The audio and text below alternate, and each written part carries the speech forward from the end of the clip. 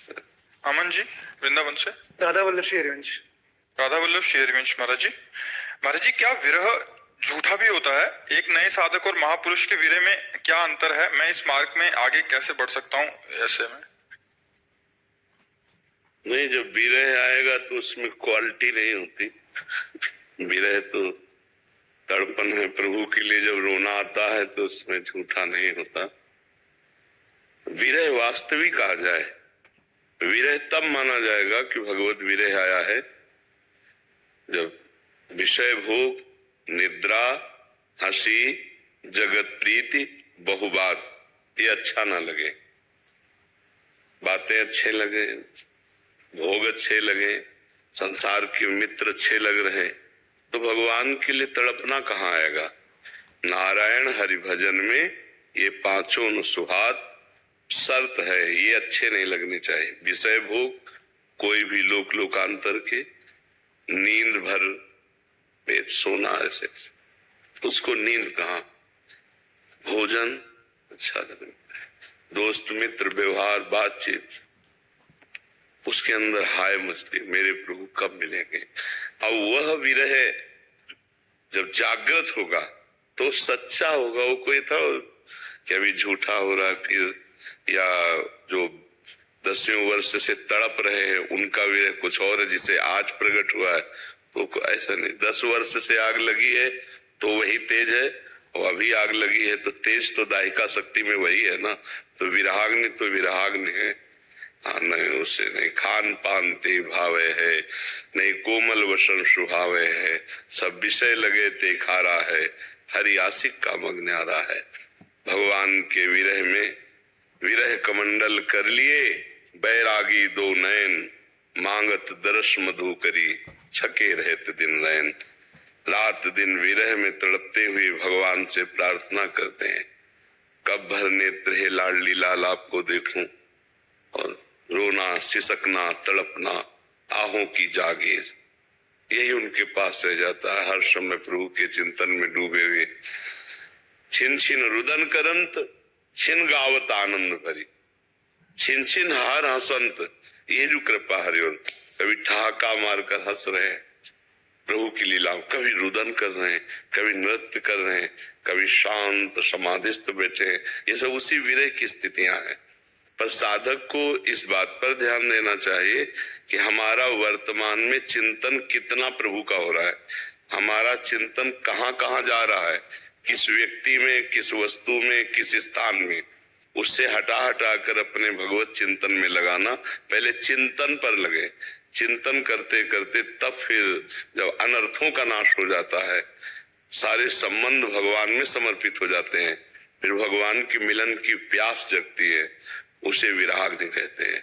फिर वो तड़पता है भगवान के लिए, उसी तड़पन में भगवत साक्षात्कार होता है। जब गोपी जन एक साथ मिलकर रोई, रुदु सुस्वरम राजन, कृष्ण दर्शन लालसा, तो भगवान उसी समय प्रकट हो गए। भगवान यही है, हम सब में है। अब व्याकुलता हो जाए, चाह हो जाए भगवान के मिलन की। अब जैसे कोई कहता है हमें तो बहुत चाह है भगवान से मिलन की, तुम्हें भोजन अच्छा लगता है, तुम्हें नींद अच्छी लगती है, तुम्हें शरीर संसार ये सब अच्छा लग रहा है, चाह कैसी? चाह में तो प्राण व्याकुल हो जाते हैं निकलने के लिए, उसे चाह कहते हैं। थोड़ा व्यापार में घाटा बर्दाश्त नहीं होगा और भगवान का भजन घंटों छूट जाए तो हमें बर्दाश्त हो जाएगा? तद विस्मरणेन परम व्याकुल देते, भगवान का जहाँ विस्मरण हो वो व्याकुलता पैदा हो जाए।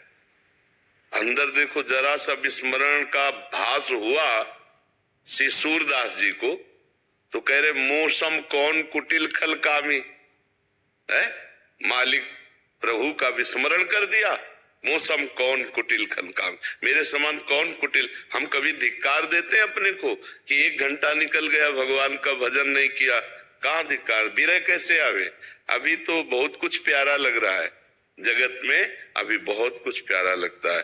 जब मीरा जी की बात जो हमारे हृदय में आ जाएगी, मेरे तो गिरधर गोपाल दूसरों न कोई, तब रोना आएगा, तब तड़पना आएगा, तब बेचैनी बढ़ जाएगी।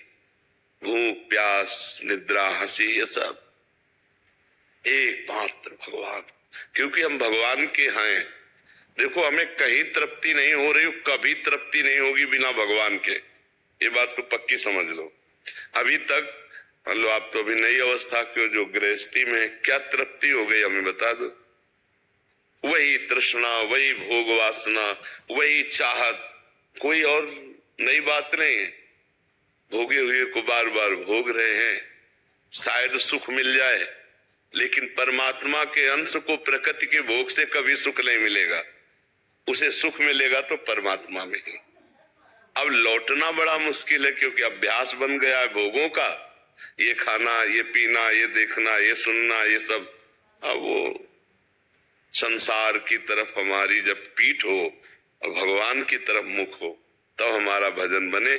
सन्मुख होए जीव मोहि जबहि, जन्म कोट यज्ञ नाशो तमें, करोड़ों जन्मों के पाप नष्ट हो जाए। पर अभी ये उल्टा है, पीठ भगवान की तरफ और मुख संसार की तरफ है। माना भजन करते हो, लेकिन साधन भगवान बना लिए और साध्य भोग बना लिए। भगवान ये विषय दे दो, ये अनुकूलता दे दो, ये सम्मान दे दो, तो भगवान के लिए रोना कहाँ आएगा। भगवान के लिए रोना तो उसको आता है जो भगवान के सिवा और कुछ नहीं चाहता है, कुछ नहीं चाहे। जा ही न चाही कबहु कछु, तुम सन सहज सने, बसो निरंतर तासुर सुर और निजगे। भगवान के लिए रोना आ गया तो फिर अपने लिए तो सब रो रहे हैं, भगवान से अपने लिए रो रहे हैं, लेकिन भगवान के लिए जो रोते हैं उसे विरह कहते हैं। उसे विरह कब मिलोगे प्यारे, कब, कैसे पाऊं तुम्हें, कहाँ जाऊं।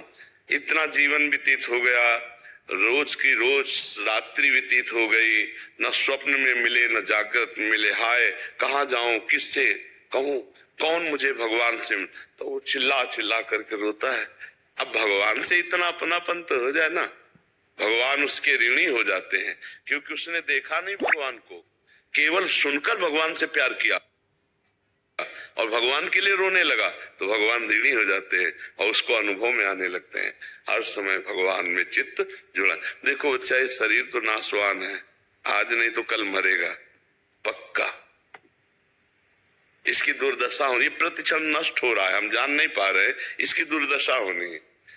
इसकी दुर्दशा होने के पहले भगवान में चित्त लग जाए तो आनंद है। तो चित्त अगर भगवान में लग गया तो फिर कोई दुख परास्त नहीं कर सकता, और भगवान में अगर चित्त नहीं लगा तो दुख ही दुख इस संसार में है। तो चित्त अगर भगवान में है तो हर लड़ाई लड़ने के लिए मन तैयार है, हर कष्ट हंसकर भोगने के लिए तैयार।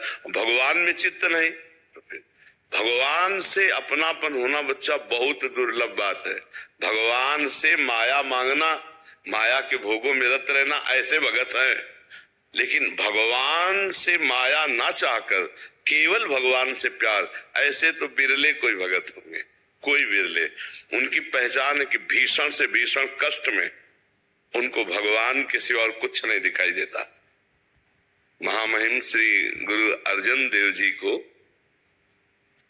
जो विधर्मी लोग थे उन्होंने बंदी बना लिया और तपते हुए तवे में आग से लाल लोहा उसमें बैठा दिया और ऊपर से गरम बालू डाल रहे हैं और कह रहे हैं कि हमारी बात को स्वीकार करो।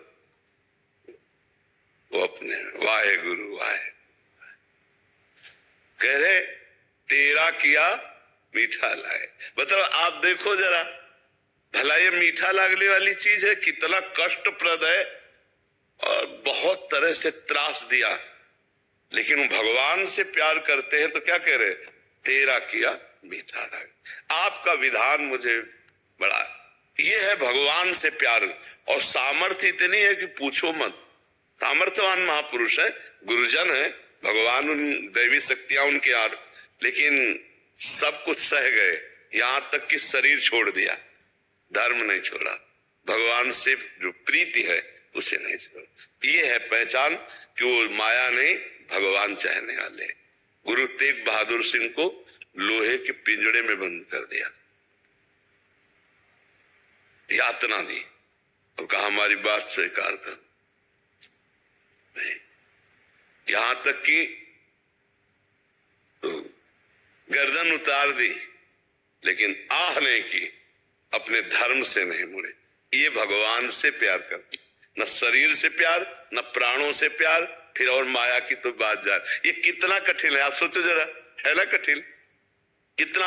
आज भी आप अनजाने में भी भगवान से ही प्यार करते हो, नहीं तो शरीर से भगवान अंतर ध्यान हो जाए तो किस शरीर को प्यार करोगे? चाहे पत्नी को, चाहे पुत्र का हो, चाहे किसी का भी हो, आप उसे जला दोगे। अनजाने में भी भगवान से प्यार, अगर जानकर भगवान से प्यार करो तो निहाल हो जाओ, आनंदित हो जाओ। ये जीवन तो जाएगा ही, ऐसा जाए कि फिर आना जाना मिट जाए, भगवान को प्राप्त हो जाए, तब तो मनुष्य जीवन धारण करना सार्थक है।